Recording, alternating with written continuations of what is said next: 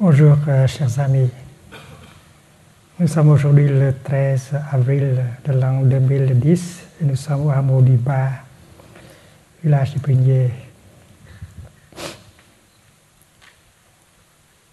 Ce matin nous avons récité prenant refuge dans le Bouddha en moi-même. C'est une traduction intégrale du texte.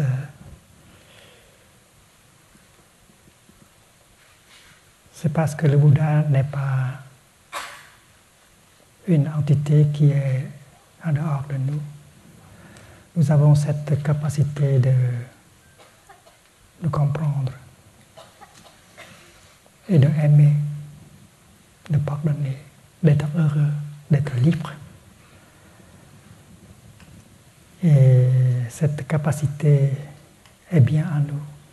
On appelle cela nature de Bouddha, Buddhata. Et nous avons dit que chacune de nous possède un corps de Bouddha. Donc le Bouddha est à l'intérieur. Je prends refuge dans le Bouddha en moi-même. Parce que vous avez un corps de Bouddha, je peux vous adresser votre sainteté.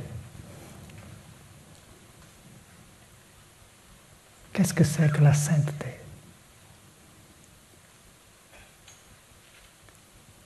Dans le christianisme, on parle du Saint-Esprit. Le Saint-Esprit, l'Esprit Saint, peut être décrit comme l'énergie de Dieu.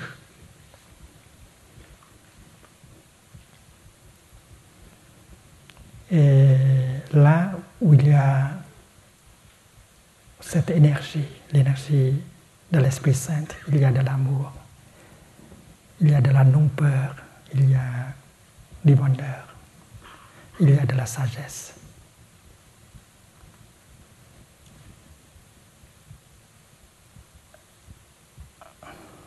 Et nous savons très bien que cette énergie de pleine conscience, cette énergie de concentration et de vision profonde peut nous apporter de la solidité, de la sagesse, de la paix.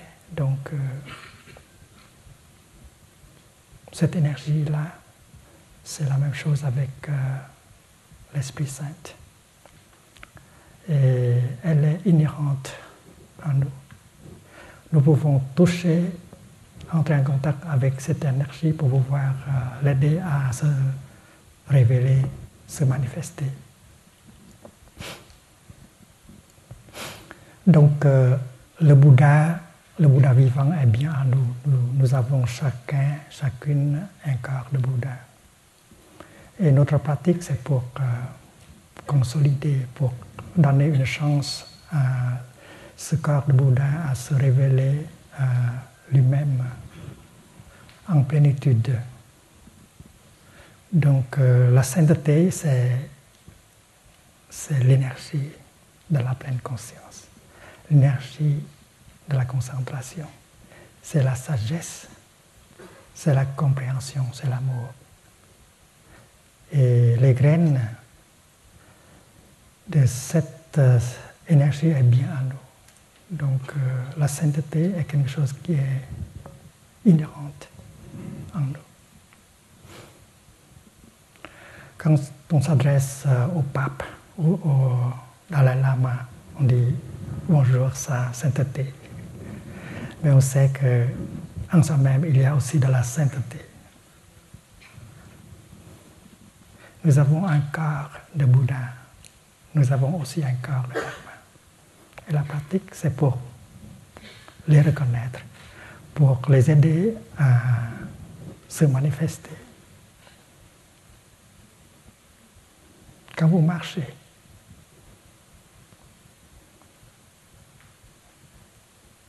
chaque pas est une chance. Chaque pas, c'est une occasion. Chaque pas, c'est une opportunité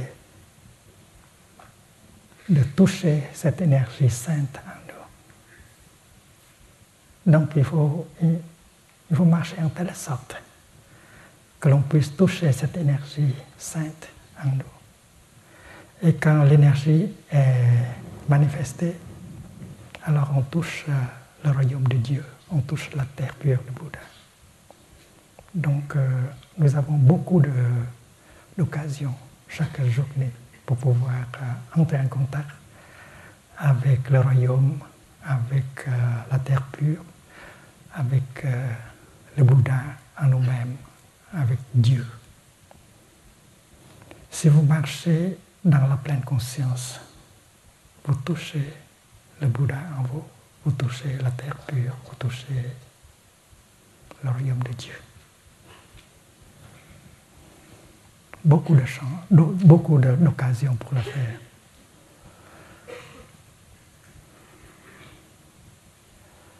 Si la pleine conscience n'est pas là,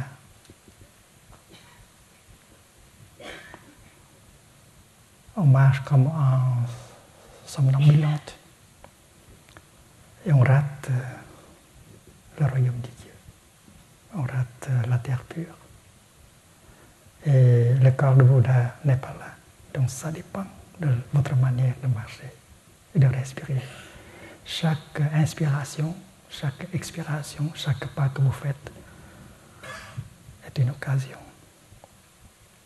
Il faut investir 100% de notre corps et de notre esprit dans une respiration, dans un pas.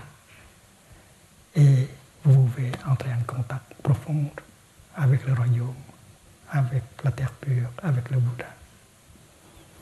C'est pas difficile, c'est faisable. Et nous avons beaucoup d'occasions, de chances, d'opportunités de le faire.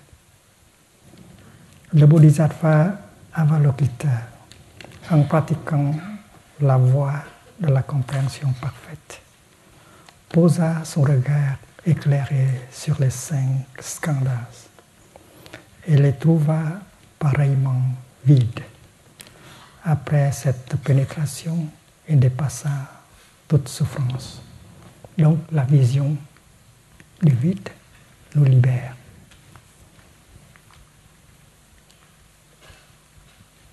Et cette vision vient à cause du fait que nous avons le temps pour regarder. Méditer, c'est avoir le temps pour regarder. Et regarder quoi? Ici, elle dit clairement qu'on regarde avant tout son corps. On regarde ses sensations, on regarde ses émotions, ses perceptions, etc. L'objet de la méditation est bien là. Et après cette pénétration, après cette libération, Avalokiteshvara a appelé Shariputra. Shariputra, c'est un disciple du Bouddha. Il a dit ceci: écoute, Shariputra, la forme est vide. Et le vide est forme. La forme n'est pas différente du vide. Et le vide n'est pas différente de la forme. Vide, forme, forme, vide. Et la même chose est vraie pour les sensations, les perceptions, les formations mentales et la conscience-connaissance. C'est très simple. Les 5 skandhas sont vides.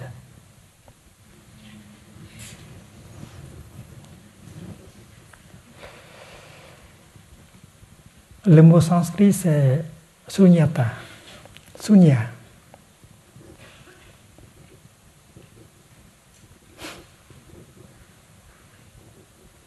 Et ça se traduit en vacuité ou en vide.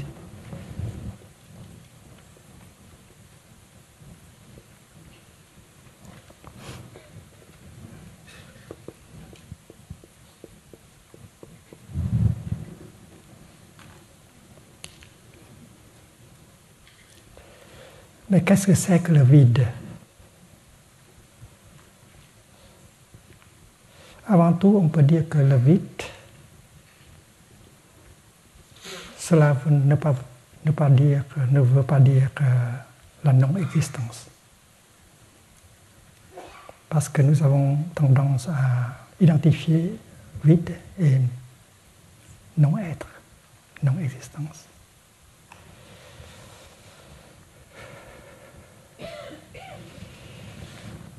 Ce verre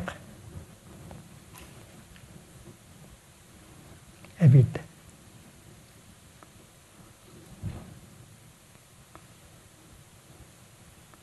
Mais pour être vide ou pour être plein, le verre doit être là, n'est-ce pas?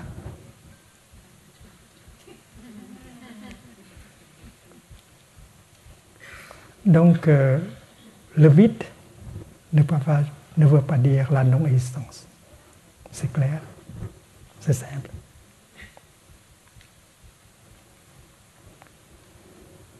Et puis, si on sait comment poser une question, on va pouvoir comprendre mieux. Être vide, c'est être vide de quelque chose. Le verre est vide de thé. Il n'y a pas de thé dans le verre. Mais est-ce que le verre est vide de l'air? Non, le verre est plein de l'air. Donc il faut poser à notre ami Avalokita une question. Cher ami Avalokiteshvara, vous dites que les choses sont vides. Elles sont vides de quoi? Vides de quoi? Je pense que c'est une question intelligente. Vide de quoi?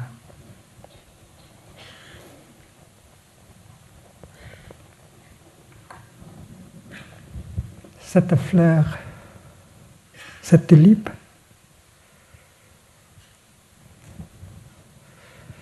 est vide, selon la sagesse d'Avalokiteshvara.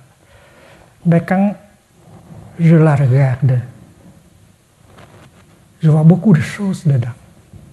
Il y a le soleil. Le soleil est bien dans la fleur. C'est parce que sans soleil, rien ne peut pousser.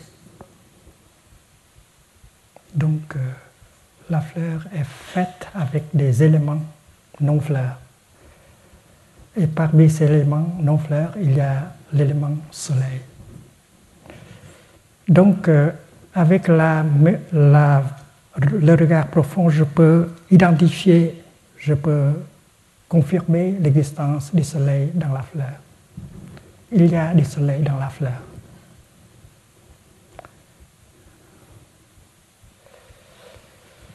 Si on fait sortir le soleil de la fleur ne sera plus là. Et quand je continue à regarder, à toucher la fleur, je constate qu'il y a bien d'autres choses dans la fleur, comme un nuage. Il y a un nuage dans la fleur.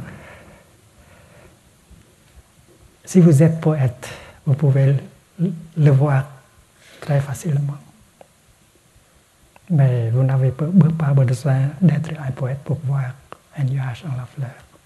Sans nuage, il n'y a pas de pluie. S'il n'y a pas de pluie, rien ne peut pousser. Donc il y a bien un nuage dans la fleur. Le nuage, c'est un des éléments appelés non-fleurs qui sont indispensables à la formation de la fleur. C'est parce que la fleur est une formation.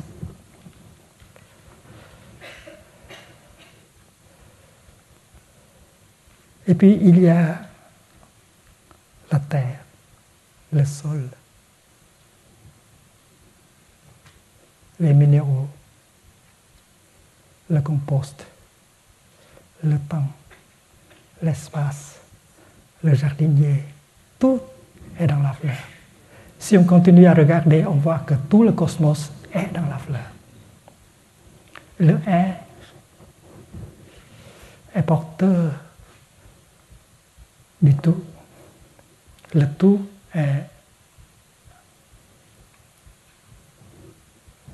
est dans le un. Avec le regard profond posé sur la réalité, on va découvrir l'inter-être. L'inter-être, c'est-à-dire que vous ne pouvez pas être par vous-même. Vous devez inter-être avec nous tous. La fleur ne peut pas être par elle-même. Elle doit inter-être avec le soleil. Elle doit inter-être avec la pluie. Elle doit inter-être avec les nuages, avec le sol, avec les minéraux. Donc, être, c'est inter-être. Vous ne pouvez pas être par vous-même. Vous devez inter-être avec tout, avec nous tous. Donc, quand on regarde comme cela, on voit la fleur est tout à fait pleine. Pleine de quoi? De cosmos. Le cosmos tout entier est dans la fleur. Le un contient le tout. Mais pourquoi le Bodhisattva a dit qu'elle est vide, la fleur? Monsieur Avalokiteshvara, dites-nous, vous dites que la fleur est vide, mais elle est vide de quoi? Je vois qu'elle est pleine de cosmos. Et le Bodhisattva va vous dire ceci, chers amis, bien sûr que la fleur est pleine du cosmos, mais elle est vide seulement d'une seule chose. Et cette seule chose, c'est une présence, une existence séparée. La fleur n'est pas d'existence séparée. La fleur ne peut pas exister par elle-même. Elle doit coexister. La fleur ne peut pas être par elle-même. Elle doit co-être, inter-être avec tout. Dans le dictionnaire Larousse, le mot inter-être n'est pas encore là. Mais c'est un mot important. Ça décrit la réalité beaucoup mieux que le mot être. On ne peut pas être par soi-même. On doit inter-être avec tout dans le cosmos.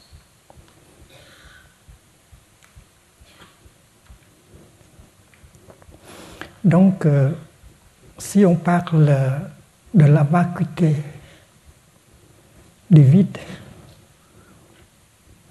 on doit savoir que le vide, c'est le vide de quelque chose.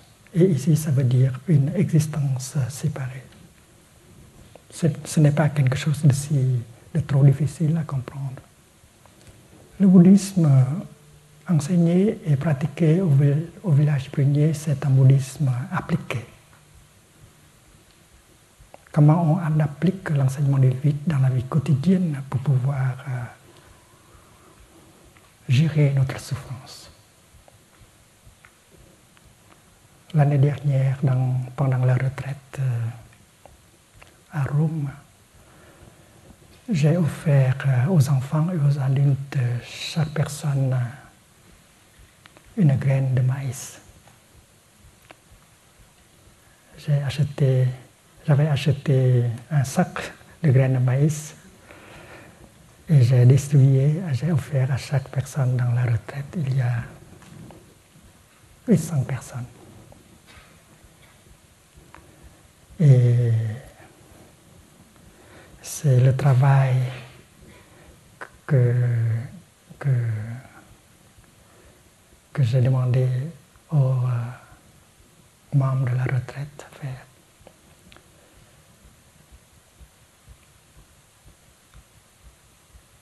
Vous pouvez amener cette graine de maïs chez vous après la retraite.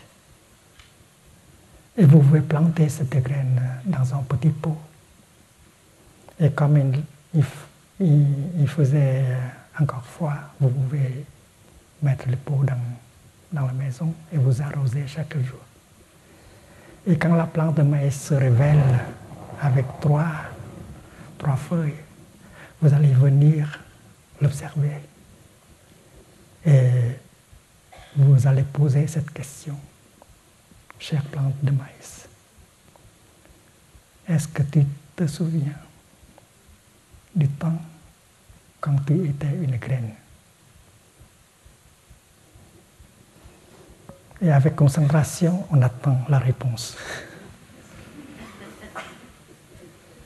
Peut-être la plante de maïs va dire quelque chose. Moi, une graine, c'est impossible. Je suis une plante, je ne suis pas une graine.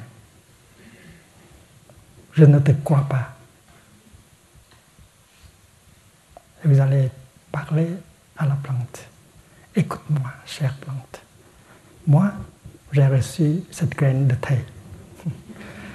Je t'ai planté dans ce pot et je t'ai arrosé chaque jour. Je sais très bien que tu es venu d'une graine. Mais il faut beaucoup d'efforts, beaucoup de temps pour que la plante accepte cela.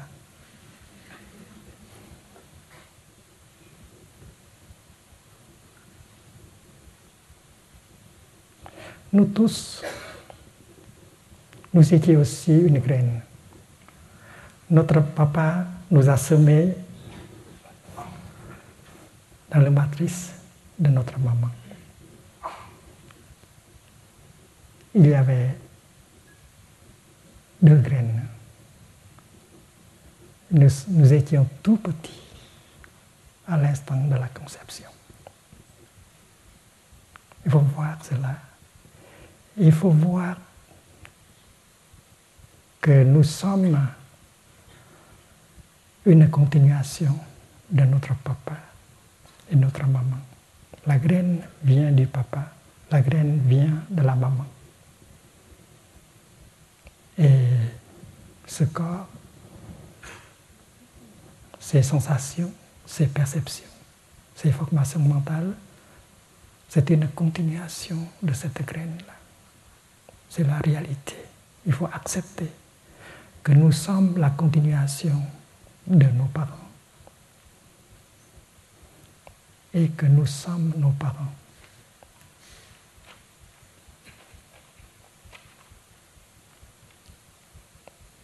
Nous sommes la continuation de nos ancêtres et nous sommes nos ancêtres. Il y a un courant, une fleuve, une rivière, il n'y a pas d'entité séparée.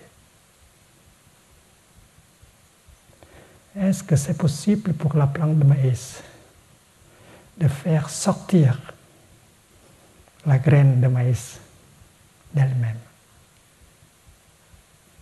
Non. C'est parce que la plante de maïs vient de la graine de maïs. Elle est la continuation de la graine. Elle est la graine elle-même. C'est impossible de faire sortir la graine. Si vous avez des difficultés avec votre papa, avec votre maman,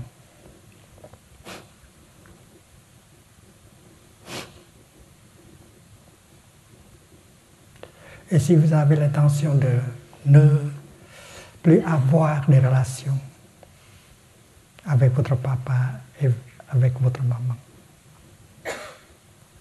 il faut y penser encore. Votre papa et votre maman ne sont pas exactement en dehors de vous. Ils sont en vous. Votre papa est bien présent dans chaque cellule de notre cœur, de votre cœur. J'inspire, je vois mon papa dans chaque cellule de mon cœur. j'expire, je souris à mon papa dans chaque cellule de mon corps. Bonjour papa, je sais que tu es là dans chacune de mes cellules. Je suis ta continuation. Donc quand vous avez de la colère vis-à-vis de votre papa, vous avez colère vis-à-vis de vous-même. C'est parce que vous êtes la continuation de votre papa et vous êtes votre papa.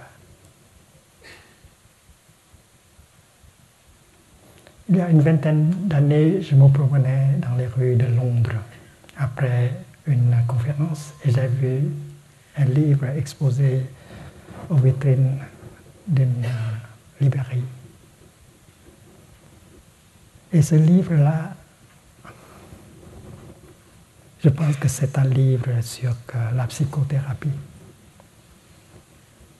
Et le titre du livre, c'est My Mother, Myself. Ma mère, moi-même. Je suis la continuation de ma maman. Je suis ma maman. Je n'ai pas acheté le livre. C'est parce que je pensais que je savais qu'est-ce qu'il y a dans le livre. C'est la vision profonde. Il n'y a pas de soi séparé. Il n'y a qu'une rivière, une continuation. Vous êtes la graine. Vous êtes la continuation de votre maman. Vous êtes votre maman. S'il y a des difficultés, il faut arranger. Il faut réconcilier avec votre maman en vous. C'est-à-dire se réconcilier avec soi-même. Nous sommes aussi une sorte de fleur dans le jardin de l'humanité. Et en nous, il y a le cosmos tout entier. Comme la fleur, nous avons un nuage en nous. Beaucoup de nuages. Nous sommes faits au moins avec 70% de nuages. Nous avons le soleil en nous. Nous avons la terre en nous. Nous avons tout le cosmos en nous. Nous contenons le cosmos. Et nos ancêtres, ce sont aussi des étoiles. La science aujourd'hui nous dit clairement que nous sommes venus des étoiles. Notre terre est notre maman, mais nos pères sont des étoiles. Donc c'est une continuation, une belle continuation. Donc quand le papa regarde le fils, le père regarde le fils.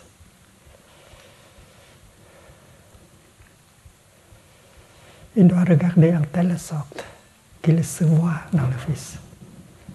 Le fils n'est pas une entité séparée. Le fils est une continuation du père. Et faire souffrir le fils, c'est faire souffrir le père. Et vice-versa.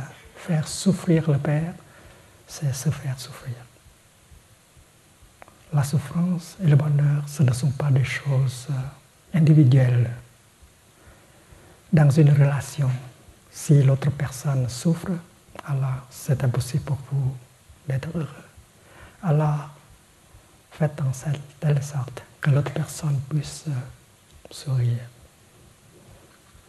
Et vous pouvez le faire. Vous pouvez penser, vous pouvez parler, vous pouvez agir en telle sorte que la souffrance diminue dans l'autre personne. Et c'est une chose possible, avec la pleine conscience, avec un peu de compréhension et de compassion. Vous pouvez alléger la souffrance en vous et dans l'autre personne.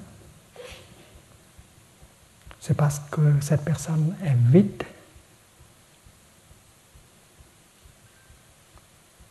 Et vous êtes vide aussi. Cette personne est vide d'une entité absolue d'une existence séparée.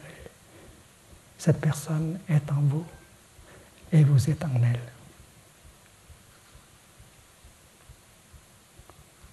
Donc, l'enseignement sur l'inter-être doit s'appliquer à la vie quotidienne. On regarde en telle sorte que l'on peut se voir dans l'autre personne, que la souffrance et le bonheur n'est pas une affaire individuelle que nous intersommes. Nous sommes pleins du cosmos, mais nous sommes vides d'une existence séparée. Et cette vision profonde sur le vide va pouvoir nous libérer. Si le Père réalise que le Fils est sa continuation, il est bien dans le Fils, alors cette vision profonde va libérer de sa colère. Il va faire quelque chose pour que le Fils cesse de souffrir. Et si le Fils cesse de souffrir, il cesse aussi de souffrir.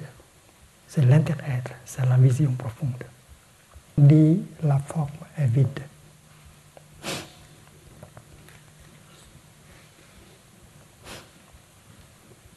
On parle du corps physique.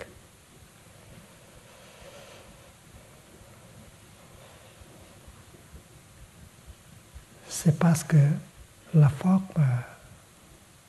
quand on regarde la forme en profondeur,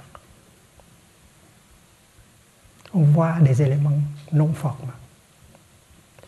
Si les éléments non formes ne sont pas là, la forme ne peut pas être là non plus. Tout à fait comme la fleur. Si les éléments non fleurs ne sont pas là dans la fleur, si les éléments non fleurs comme le soleil, les nuages, la terre, le jardinier ne sont pas là, alors la fleur n'est plus là. Donc la forme, c'est-à-dire notre corps physique, ne peut pas être là s'il n'y a pas des éléments non formes.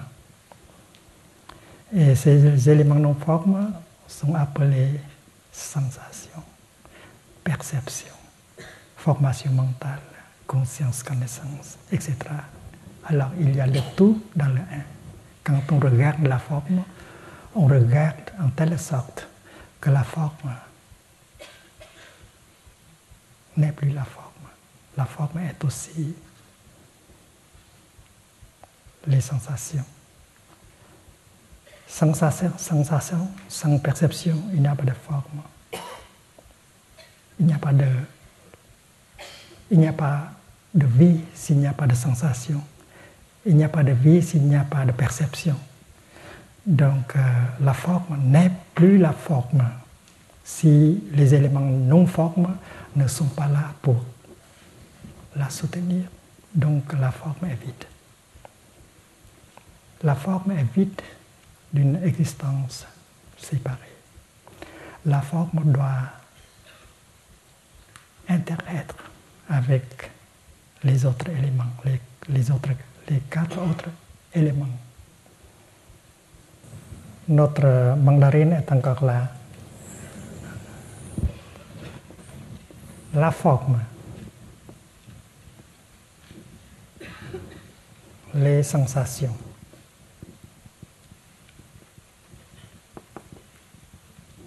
les perceptions,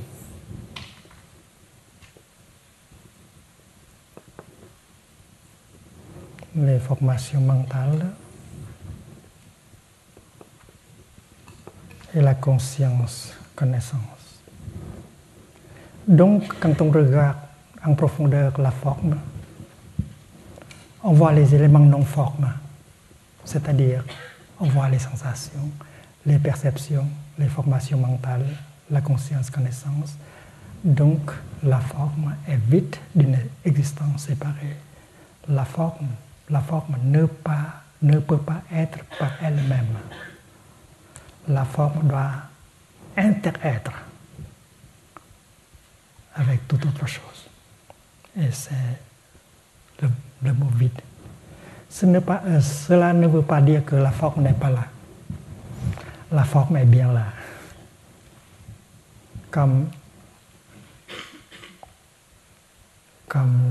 la tulipe est bien là.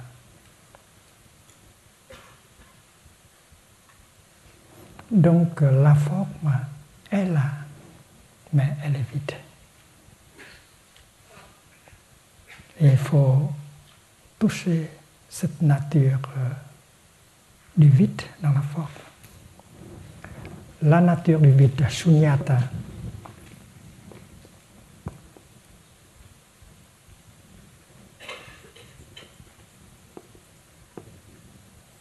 không tánh,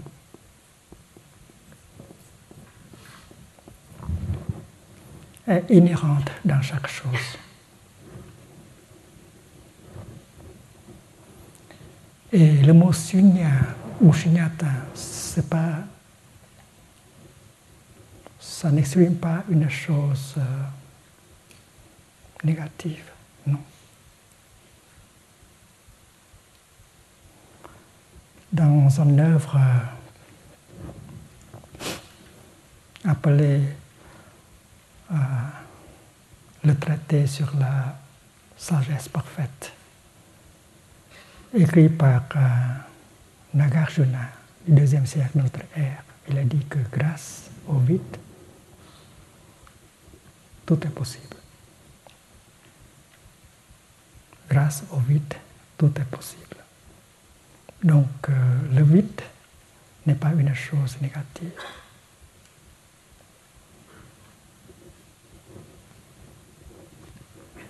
La forme est là grâce au vide. S'il n'y a pas de vide, alors les sensations, les perceptions, les formations mentales, la conscience-connaissance ne peuvent pas être là pour que la forme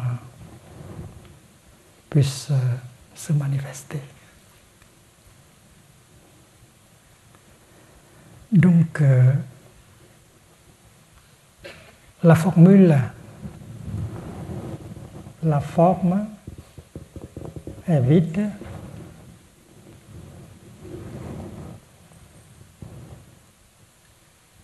est soutenue par la deuxième formule, le vide est forme.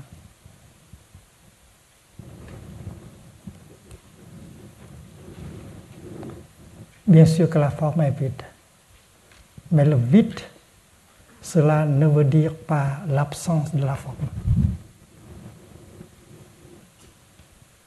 La forme doit être là pour être ou bien vide ou bien pleine.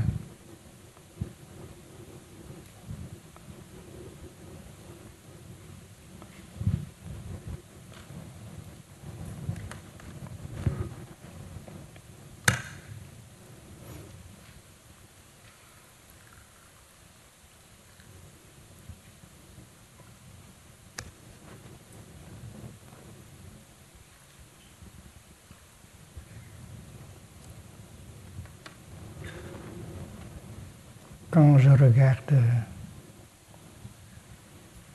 mon thé avec de la pleine conscience et avec un peu de concentration, je peux voir un nuage dans le thé. Et c'est facile. Nous tous, nous pouvons voir un nuage dans le thé.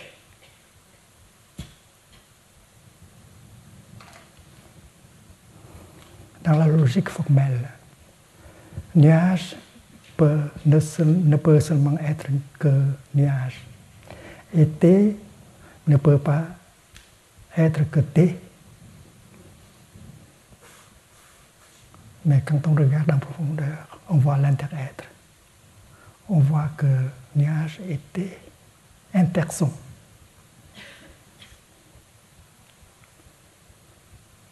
Et quand je bois mon thé dans la pleine conscience,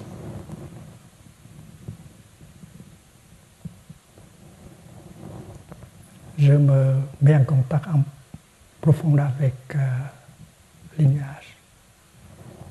Et vous pouvez dire que thé est en train de boire un nuage.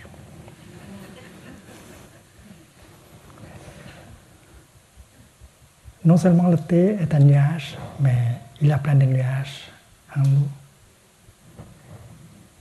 Donc les nuages continuent à nous entrer, à nous pénétrer et sortir. Hier matin, c'était un nuage. Ce matin, le nuage a pris la forme du thé. Et demain matin, peut-être, il se transforme en enseignement du Dharma. Grâce au thé, je peux donner un enseignement sur le Dharma. Il n'y a pas de Dharma possible sans le thé. Donc il faut regarder en profondeur pour pouvoir reconnaître la réalité. Si vous avez perdu quelqu'un de très cher, alors il faut regarder encore.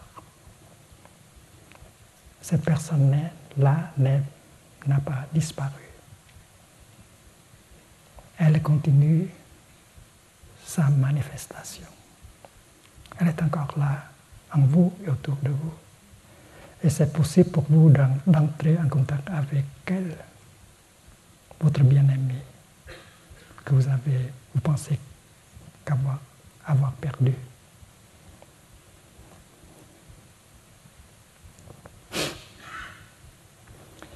Dans le regard profond, c'est impossible pour un nuage de mourir.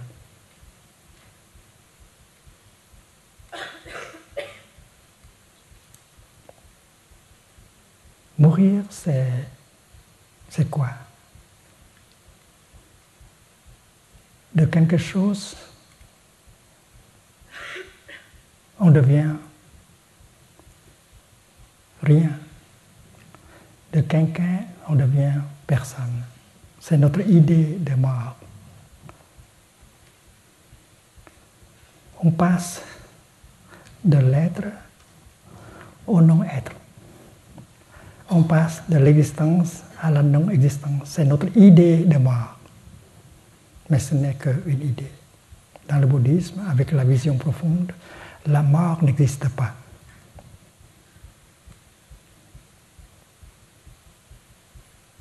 Et c'est pourquoi dans le cœur de la compréhension parfaite,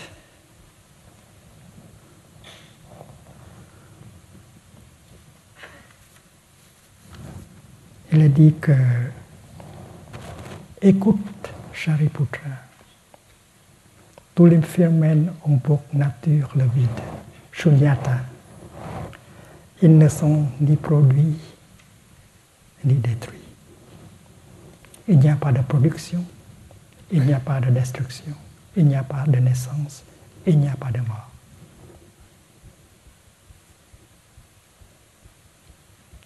Un nuage ne peut jamais mourir.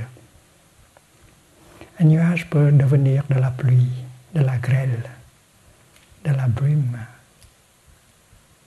de la neige. Oui, mais un nuage ne peut jamais devenir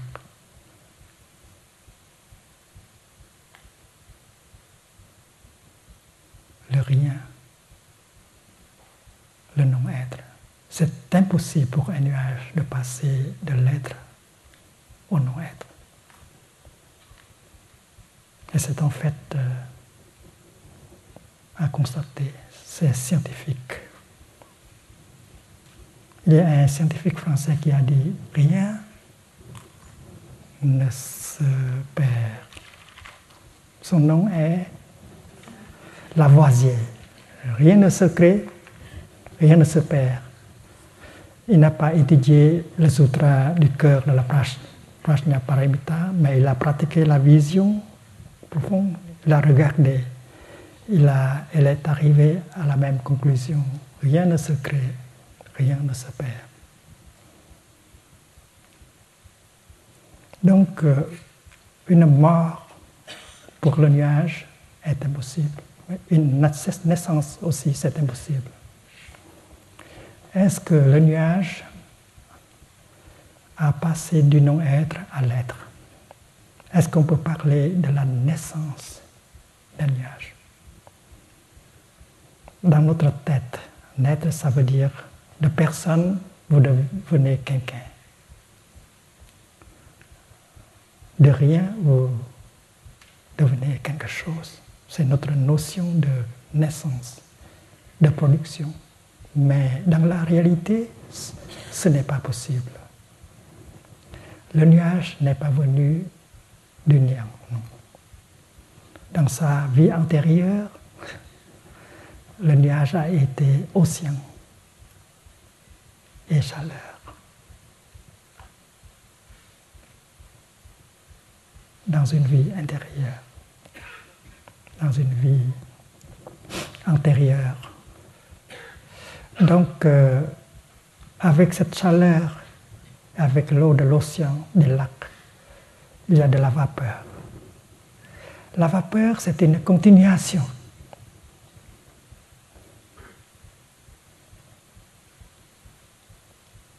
Et la vapeur, si elle se regarde en profondeur, elle se voit comme océan, comme chaleur.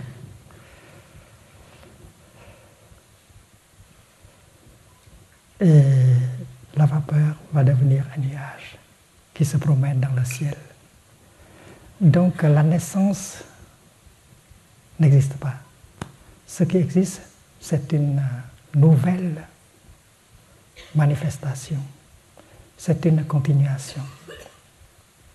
Là, le nuage, c'est une continuation de l'océan, de la chaleur. Donc, au lieu de chanter Happy Birthday, on peut chanter Happy Continuation Day. Bonne continuation, ma chérie. Bonne continuation, mon chéri. La naissance, c'est une continuation. Et dans le cas de l'homme, nous sommes la continuation de nos ancêtres. Nous sommes la continuation des étoiles de nos ancêtres, de nos parents. Et quand on se regarde soi-même en profondeur, on voit déjà nos enfants et nos petits-enfants en nous. Ils vont se manifester dans le futur. Donc ils sont déjà là. Et le tout est inhérent dans chaque partie. Vous savez déjà qu'avec le clonage, à partir d'une cellule, on peut recréer toute la personne. Le tout est inhérent dans le un. Et chacune de nos cellules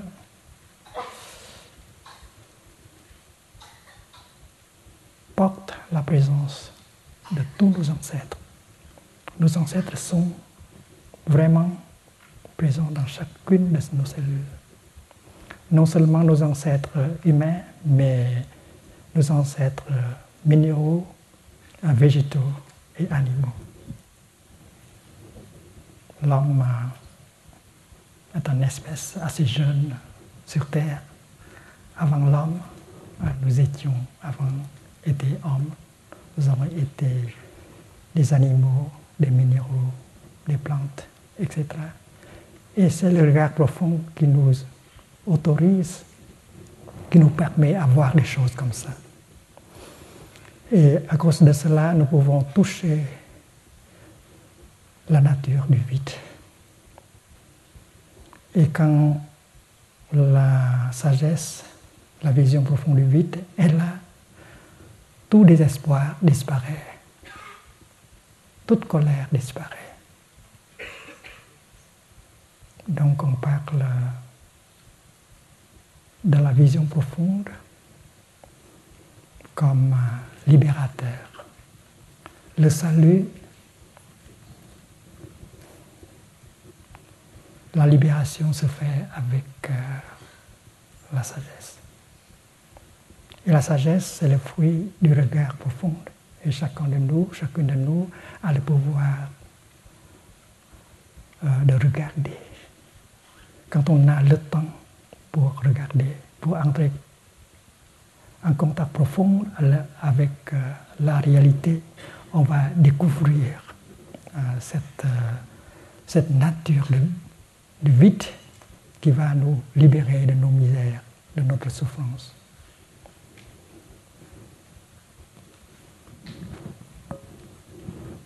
Non seulement la forme est vide, et le vide est aussi forme, mais les sensations sont comme ça. Les sensations sont vides, et le vide sont la sensation. Quand vous récitez le sutra du cœur, vous pouvez utiliser vos doigts pour pouvoir mieux vous concentrer. Écoute Shariputra, la forme est vide. Et le vide est forme.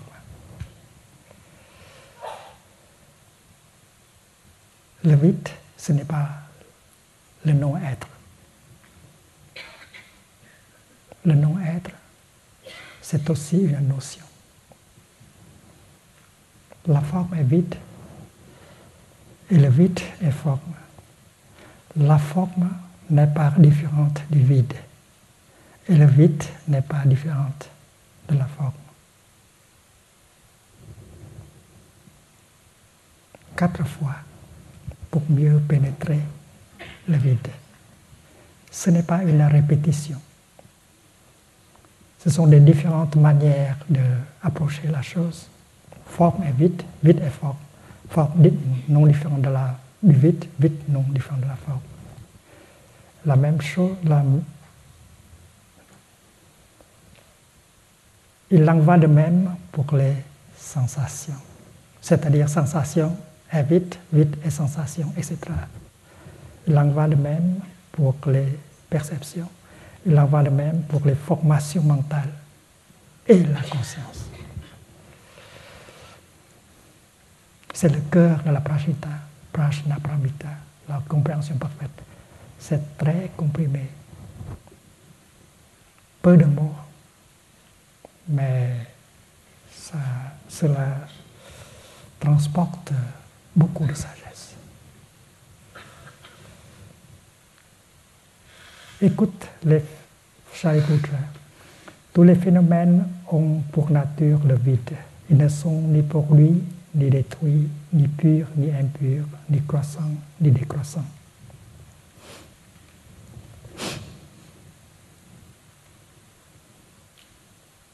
Nous avons parlé déjà des fleurs de lotus et de la boue. On pense que la fleur est pure et la boue n'est pas pure. Mais sans la boue, il n'y a pas de fleur. Sans la souffrance, il n'y a pas de bonheur. Sans les afflictions, il n'y a pas d'illumination.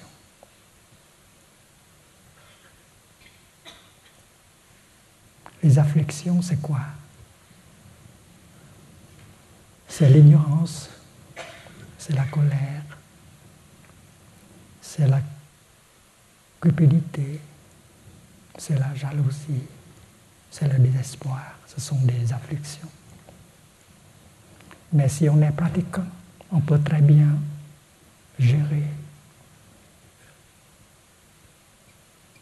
cette boue afin de pouvoir nourrir les fleurs de la sagesse, la bodhi, c'est-à-dire l'illumination. Phiền não tức bồ đề. Phiền não, ça veut dire affliction. Bồ đề, ça veut dire l'illumination. C'est la vision non duelle des choses.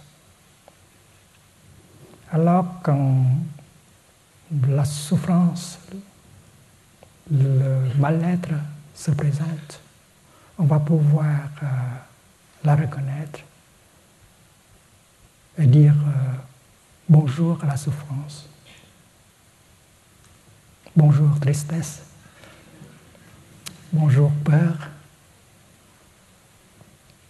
et bonjour ma peur, bonjour mon désespoir, bonjour ma tristesse, je vais prendre soin de toi.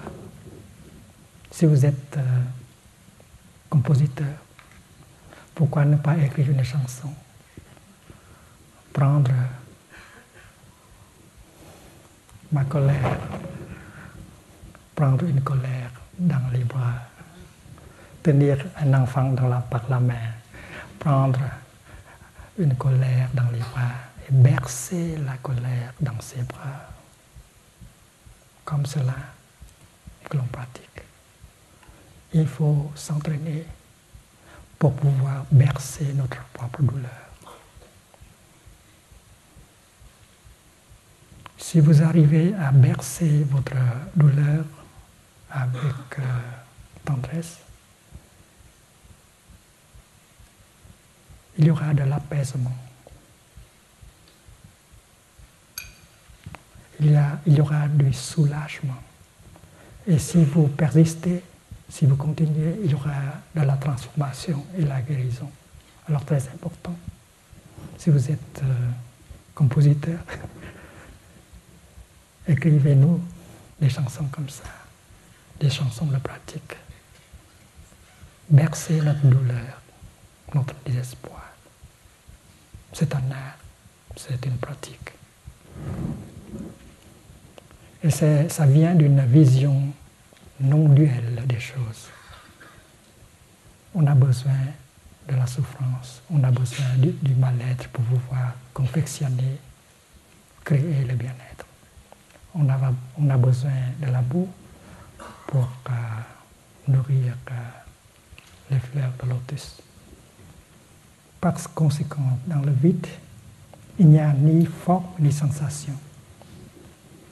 C'est-à-dire il n'y a pas de forme séparée. Il n'y a pas d'existence séparée de la forme. Il n'y a pas d'existence séparée de sensation. S'il n'y a pas de forme, il n'y aura pas de sensation. S'il n'y a pas de sensation, il n'y aura pas de forme. Les choses intersont. C'est comme la gauche et la droite. Ici, c'est votre gauche et ici, c'est votre droite. Si vous êtes politiquement à la gauche, il ne faut pas souhaiter la disparition de la droite. C'est parce que la disparition de la droite veut dire la disparition de la gauche en même temps. Imaginez quelqu'un va essayer d'éliminer la droite. Quand vous avez réussi à couper cette partie devient la droite. Il n'y a pas de gauche sans droite. Il n'y a pas de bonheur sans souffrance.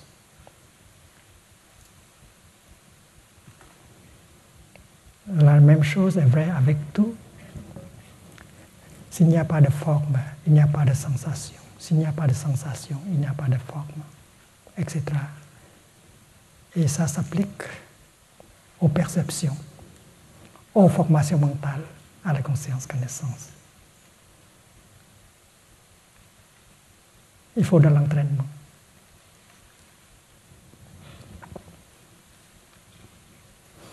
Donc,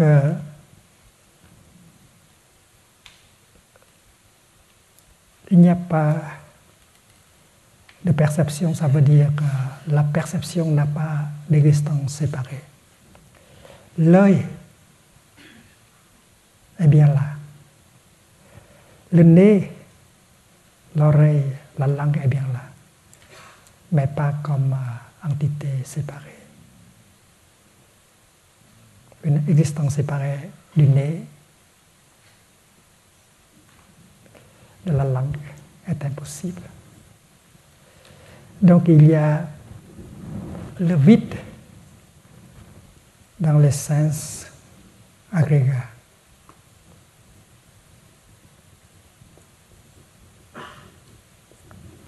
Il y a le vide dans les 6 organes de sens.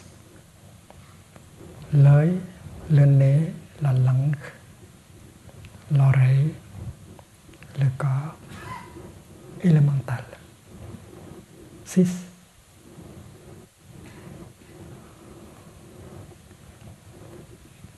Et il y a les 6 objets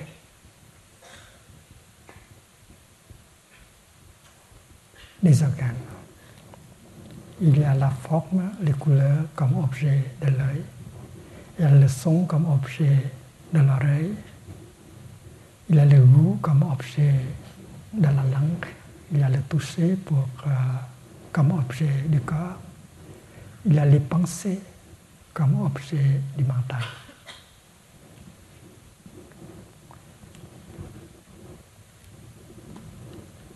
Et le son comme le toucher. Il n'existe pas en entité séparée.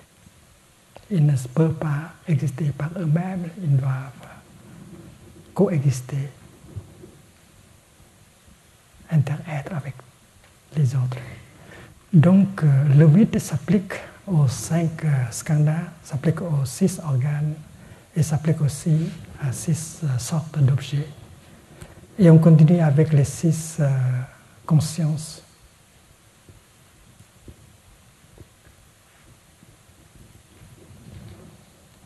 La vue, l'odorat, le toucher.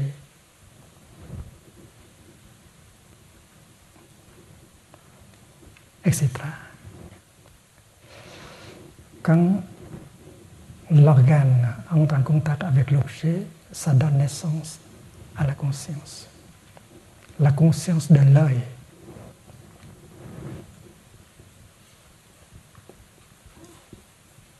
Ça veut dire la vision, la vue, la vue.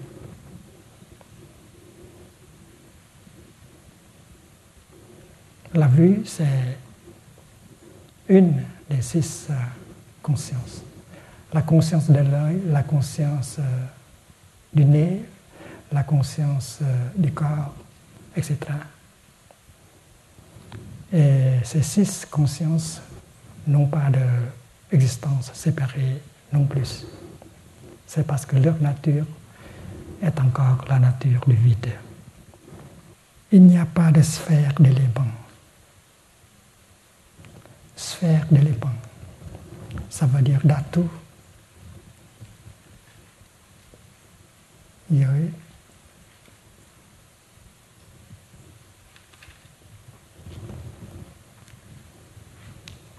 Des domaines d'existence. Et on peut distinguer 18 domaines d'existence. 18 dhatu. Sphère d'éléments, sphère d'éléments. Dhatu, c'est sphère d'éléments.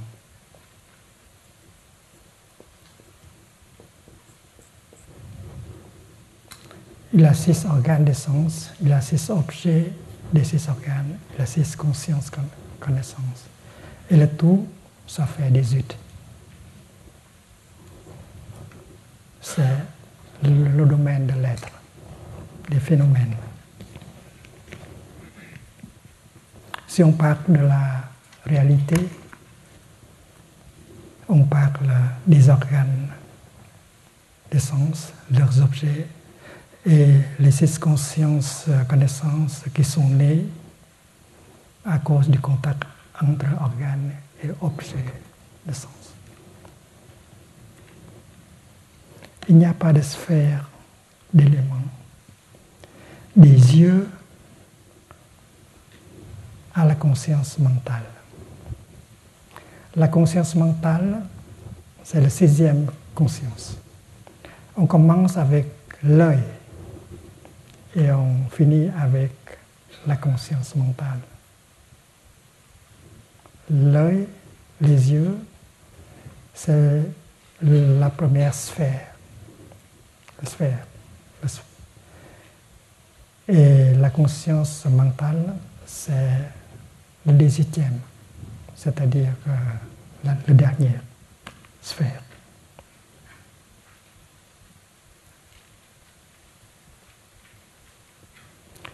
Il n'y a pas d'origine interdépendante. Les 12 nidana. On commence avec l'ignorance.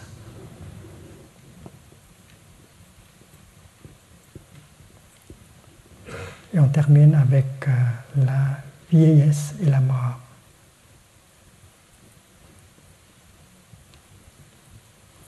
Il y a 12. Dans le bouddhisme, on parle des 12 origines interdépendantes.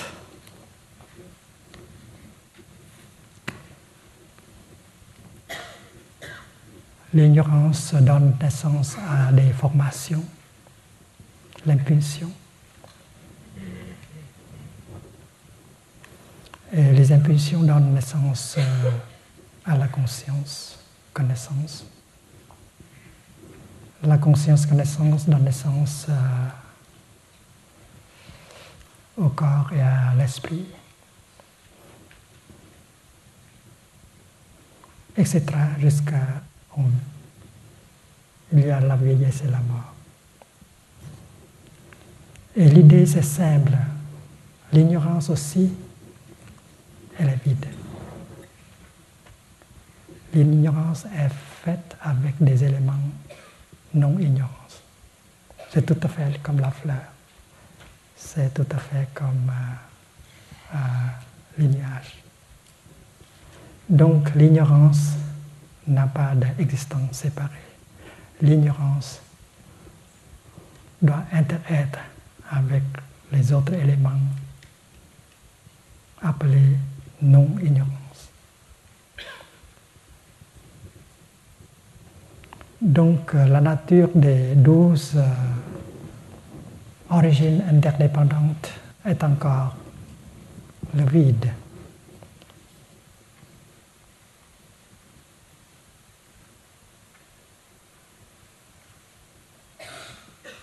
Il n'y a ni souffrance.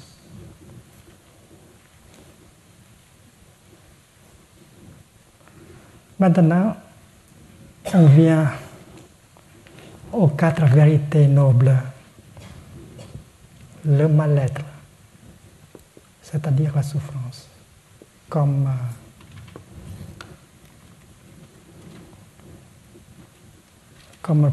première vérité noble. C'est parce que dans le bouddhisme, on parle des 4 vérités nobles. La première, la souffrance, le mal-être. Et la deuxième vérité, c'est la nature, la cause, les racines du mal-être.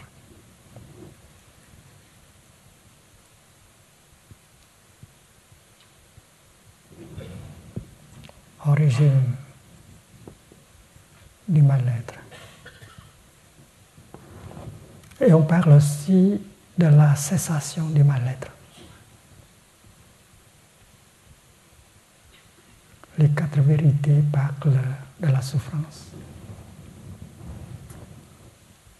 et sa cause. Les 4 vérités nobles parlent aussi du bonheur, c'est-à-dire la cessation de la souffrance. La cessation du mal-être, ça veut dire le bien-être. Donc, la troisième vérité noble confirme la possibilité du bien-être. C'est parce que le mal-être est là, le bien-être est possible. C'est parce que la boue est là, le lotus est possible. S'il n'y a pas de boue, il n'y aura pas de lotus. Donc,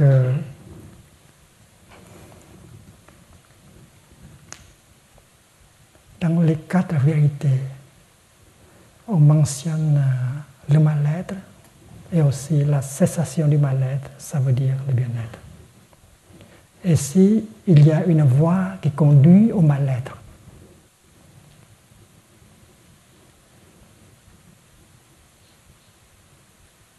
il y a aussi une voie qui conduit au bien-être.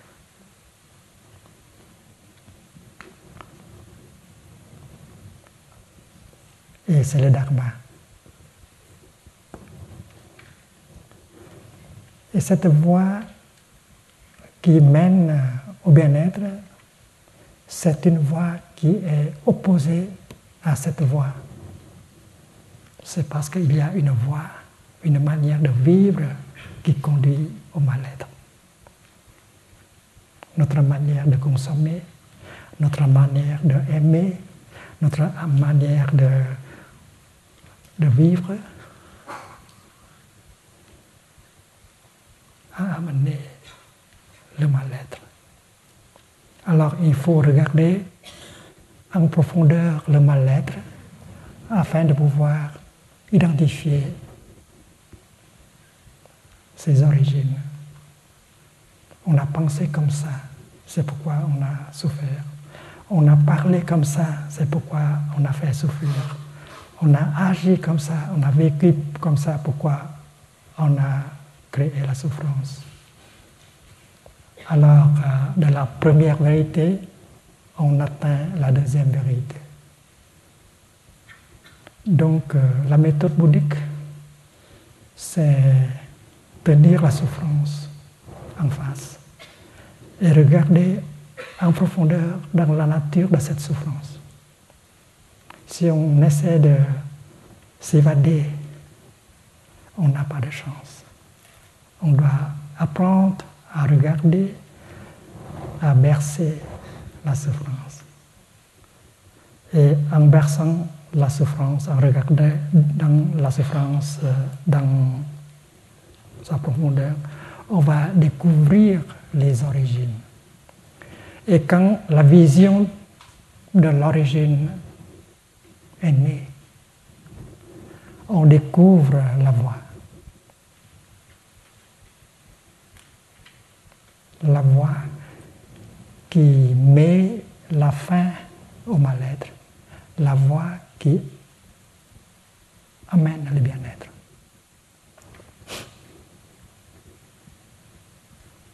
Et cette voie est décrite dans le bouddhisme comme le noble sentier octuple. Le noble sentier octuple du bouddhisme.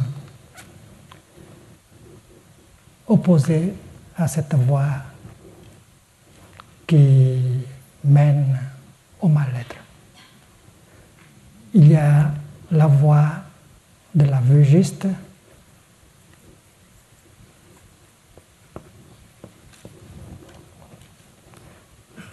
c'est-à-dire on apprend à regarder pour pouvoir avoir une vue juste.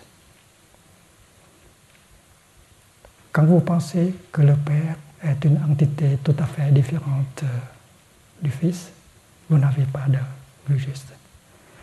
Quand vous regardez votre Fils et vous voyez vous-même dans le Fils, vous avez la vue juste, la vue de l'inter-être.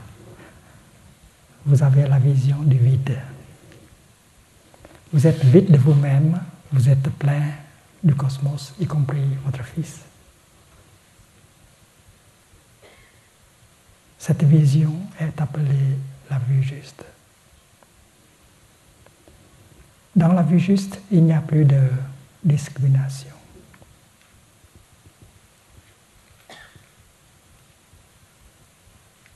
Il n'y a plus de désespoir. Il n'y a plus de colère. Donc atteindre la vue juste, c'est très important. Et c'est le fruit du regard profond de la méditation. La vue juste, c'est le fruit de la méditation. On vit chaque minute de sa vie quotidienne en profondeur. Et comme ça, on peut commencer à comprendre, se comprendre les 5 skandhas et comprendre le monde. Et quand on touche la vision de l'inter-être, on est libéré de sa colère et de son désespoir. Avec la vue juste, on peut pratiquer la pensée juste. La pensée juste, c'est une pensée qui fait du bonheur, qui a le pouvoir de guérir et de nourrir. Une pensée juste, c'est une pensée qui va dans la direction de la vue juste, sans discrimination. Il y a de la compréhension, de la compassion. Et quand vous êtes capable de produire une pensée juste, elle fait du bien tout de suite. Il va avoir cette pensée juste, pleine de compassion, pleine de compréhension, va avoir un effet positif sur votre corps et sur votre esprit. Ça va, et la guérison commence. S'il y a de la compassion, de la compréhension dans votre pensée, cette pensée va vous aider à guérir et va aider le monde à guérir. Et pour un pratiquant, c'est possible de produire de temps en temps une pensée juste, une pensée de compassion, une pensée de pardon, une pensée de non-discrimination. Et c'est possible pour un pratiquant que vous êtes, quand vous êtes, de produire des pensées justes comme cela plusieurs fois dans la journée. Et chaque fois une pensée juste est produite. La compassion est née, la compréhension est née, et ça va vous libérer, vous donner du bien, vous faire du bien. Donc, avec la croissance de la vue juste, la pensée juste se produit. Et avec la pensée juste, il y a la parole juste. Une parole juste est née de la pensée juste, de la vue juste. Il n'y a pas de discrimination dans votre parole, dans ce que vous dites. Ce que vous dites, il y a de la compréhension. Il y a de l'amour. Et si le Père pratique la parole juste, il fait cesser la souffrance le Fils. Et si le Fils sait comment pratiquer la parole juste, il va aider le Père à souffrir moins. Il va aider la guérison à se réaliser. Donc, la parole juste, c'est la parole faite dans la direction de la non-discrimination, de la compréhension, de l'amour. Et cette parole-là a cette fonction de guérir et de nourrir vous-même. Écrivez une lettre d'amour. Utilisez votre portable pour dire quelque chose de compassionné, de pardon. Et vous sentez la guérison prendre place en vous et dans le monde. Comme pratiquant, on doit pouvoir dans l'autre personne.